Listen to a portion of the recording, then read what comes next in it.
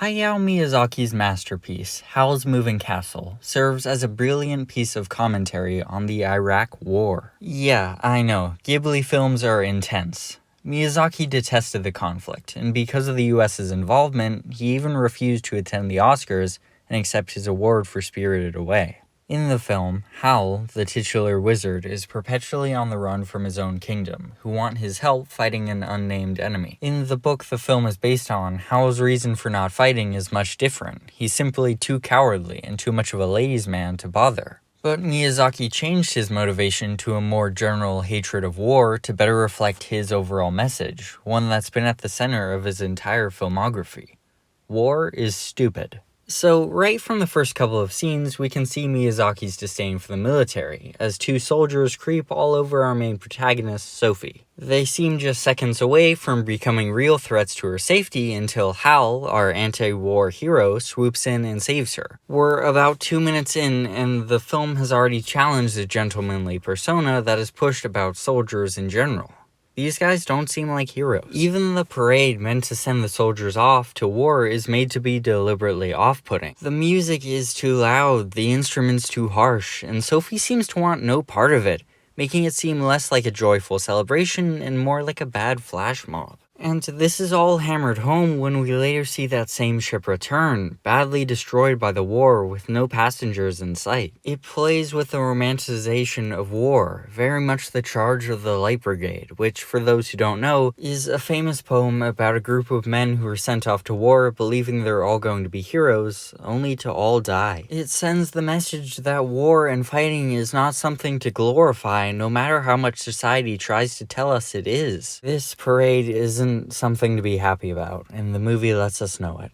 Moving on, the kingdom often sends these demon bat monsters after Howl, and we later find out that they're actually wizards who have decided to fight for the king. Calcifer reveals that after the war is over, they'll never be able to turn back into humans, a clear metaphor for the toll that war takes on one's psyche. Participating in such a vile and traumatizing event literally robs them of their humanity, mirroring how many veterans have trouble readjusting to civilian life due to their PTSD. It's also crucial to note that almost all of the fighting we see the kingdom doing is against Howl instead of the neighboring kingdom they're actually at war with. George Bush once said that if you're not with America in the Iraq War, then you're against us. And I think the military's fixation on Howl, even at the expense of civilians, does a good job of showing the clear downsides of this mentality.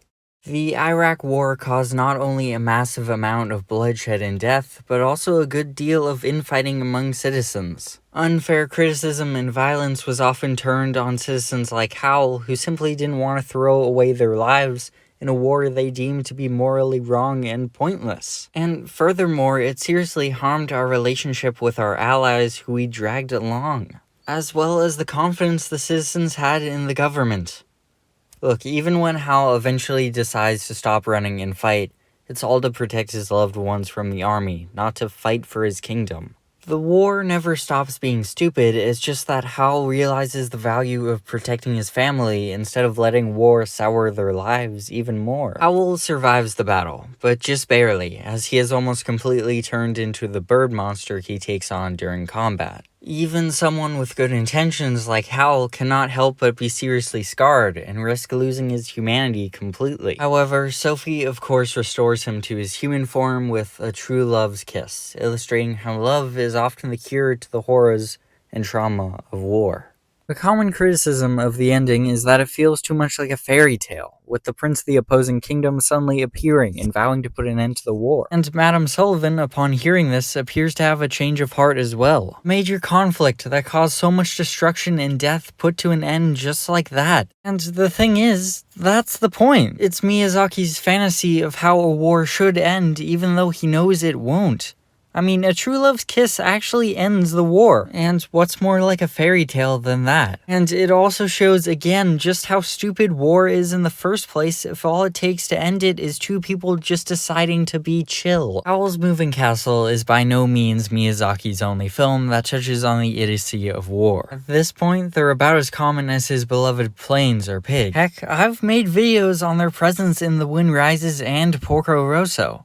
But there's just something about Howl's Moving Castle that feels more immediate, more real as well. Porco's more about the lingering effects that war will have on a man's psyche, and The Wind Rises is similarly distanced from the war. It's really less about the actual conflict and more about its devastating impact on a man's artistic dreams. But just as Howl is forced to confront the war, so too does the movie take a closer look at war in general. We don't see much actual up-close fighting, especially not with the other army, but we do see its many horrors. The destruction, the infighting it causes between the government and its citizens, the incompetent leadership that's driving the war forward for no good reason. The lingering ill effects on veterans, it's all there. It demonstrates how it's not just the obvious things like death and fighting that are horrible about war. And I know that may seem like an obvious lesson for a movie to have, but we don't learn it every time. The entire concept of war is rotten down to its core and has many more far-reaching consequences than meet the eye.